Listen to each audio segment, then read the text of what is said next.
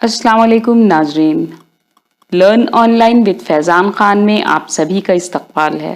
हमारे खुसूसी स्पीकर हैं मौलाना मुस्तफ़ा मदनी साहब, जिनकी बसीरत अफरोज़ तकरीर से सोचने और समझने के साथ अमल की तौफ़ीक होती है। दिल की दुनिया बदलती है, हुब्बुल वतनी और इसार इख़लाक़ के जज्बात फ़रोग़ होते हैं।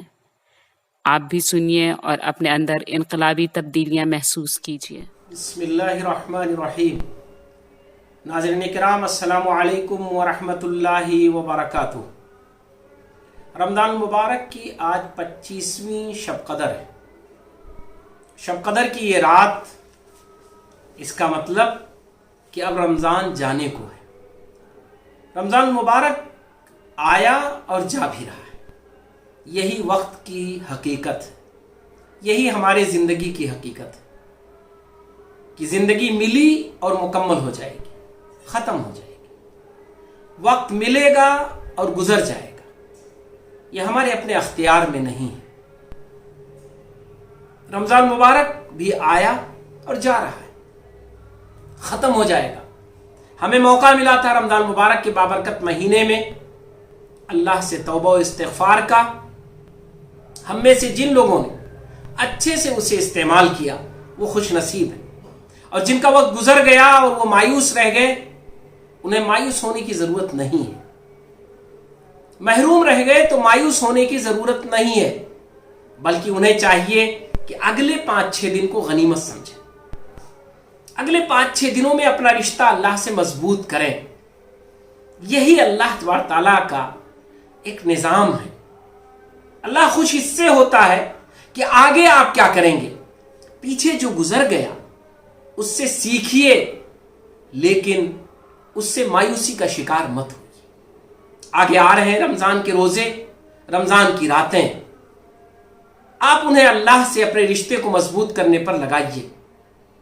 यकीन जानिए कि अल्लाह सुब्हानहू व तआला आज के मौजूदा हालात में हम जिस आजमाइश से गुजर रहे हैं, अल्लाह तबारक ताला वो बेहतर जानता है कि यह आजमाइश कैसे दूर होगी, और वही अकेला खालिक व मालिक है, कादिर है और मुहकम है, जो इस आजमाइश से हमको बचा सकता है। यह आजमाइश जो पूरी दुनिया और सारे इंसानों के लिए, क्योंकि अल्लाह सुब्हानहू तआला का जब इस तरह का कोई फैसला होता है तो वो किसी फिरके, किसी ग्रुप, किसी नेशन और किसी खास किस्म के रंगो नस्ल के लिए नहीं रखता है। उसका फैसला आम होता है, हत्ता कि अहले ईमान और गैर अहले ईमान का भी फर्क नहीं होता है। अल्लाह को मानने वाले और ना मानने वालों का भी फर्क नहीं होता है। एक मौके पे नबी करीम सल्लल्लाहु अलैहि वसल्लम ने इरशाद फरमाया, पनाह मांगते हुए हज़रत आयशा रज़ियल्लाहु ताला अन्हा ने पूछा कि अल्लाह के रसूल, आप कह रहे हैं लोग धंस जाएंगे, लोगों को ऐसा एक वक्त आएगा कि जमीन धंस जाएगी, लोग उसमें धंस जाएंगे, तो उसमें क्या ईमान वाले नहीं होंगे? क्या अल्लाह के अच्छे बंदे नहीं होंगे?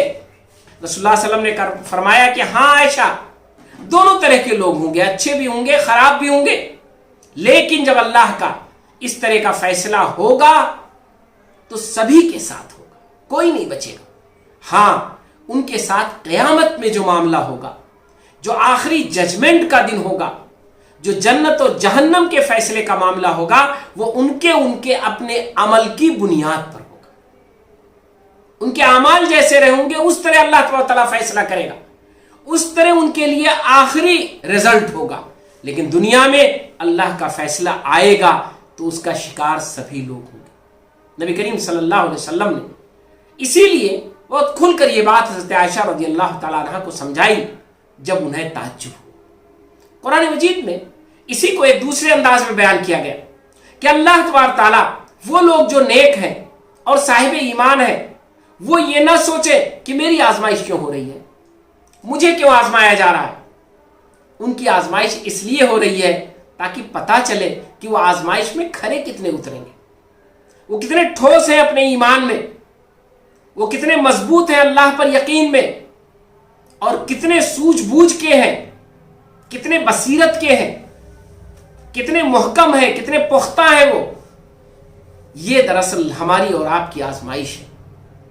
تو انسانی آبادی کے ساتھ اللہ کا فیصلہ عمومی ہوتا ہے، یہ ہمیشہ یاد رکھیں، یہ ہمیشہ انسانی تاریخ میں رہا ہے، آج بھی ہے، کل بھی رہے گا۔ اسی وجہ سے اللہ تبارک و تعالیٰ سے جب پناہ مانگنی چاہیے تو عمومی پناہ مانگنی چاہیے، کے لیے پناہ مانگنی چاہیے، کیونکہ اللہ تبارک و تعالیٰ کا فیصلہ سب کے لیے ہے، اور اس مصیبت کو دور کرے گا تو سب سے دور کرے گا، اس مصیبت سے وہ سب کو نجات دے گا۔ اللہ تبارک و تعالیٰ اس کے لیے یہ کوئی بڑی چیز بھی نہیں ہے۔ ہم اور آپ یہ محسوس کرتے ہیں کہ اللہ نے اتنی بڑی آزمائش میں کیوں ڈالا؟ آپ ذرا سوچیں اس کو، کبھی اپنے اعتبار سے نہیں۔ یقیناً ہم کمزور ہیں، ہم محدود ہیں، ہم مقابلہ نہیں کر پاتے ہیں، برداشت نہیں کر پاتے ہیں، کنٹرول نہیں کر پاتے ہیں۔ ہم تھوڑا بھی ضائع کرتے ہیں تو بہت کچھ ہمارا چلا جاتا ہے، اس لیے ہمارے اعتبار سے تو یہ بہت بڑی آزمائش ہے۔ لیکن آپ اللہ کے اعتبار سے سوچئے، جو سارے جہان کا پالنہار ہے، ساری دنیا کو رزق دے رہا ہے، ساری دنیا کو اس نے ترقیات سے نوازا ہے، سارے انسانوں کے لیے اتنے بے پناہ وسائل پیدا کیے ہیں، انسانوں کی اتنی بڑی تعداد اس نے بنائی ہے جس پر ہر ملک فخر کرتا ہے، ہر ملک کی آبادی، اس کا ملک اس پر ناز کرتا ہے کہ ہماری آبادی بہت بڑی ہے۔ یہ آبادی کس نے دی ہے؟ یہ آبادی کے لیے وسائل کس نے دیے تھے؟ یہ آبادی اور ملک کی ترقی کس کی وجہ سے ہوا؟ انسانوں کو یہ سب کچھ جو حاصل ہوا اتنے بڑے پیمانے پر، اگر اللہ تبارک و تعالیٰ آج دیکھا جائے تو اس میں سے کتنا پرسنٹ اس نے لیا ہے؟ آپ ذرا تصور کریں، کئے پرسنٹ؟ ابھی 1% بھی نہیں آزمائش ہوئی، 1% بھی آزمائش نہیں ہوئی ہے۔ اللہ تبارک تعالیٰ کے اعتبار سے جو اس نے 100% دے رکھا تھا، اگر دیکھا جائے تو 1% اس نے ہم کو اور آپ کو آزمایا ہے، 99% ابھی اس نے دے رکھا ہے۔ اس کی نوازش ہے، اس کا انعام ہے۔ اسی لیے قرآن میں ایک بار بات دہرائی گئی ہے، بڑے اچھے پیمانے پر دہرائی گئی ہے، فَبِأَيِّ آلَاءِ رَبِّكُمَا تُكَذِّبَانِ۔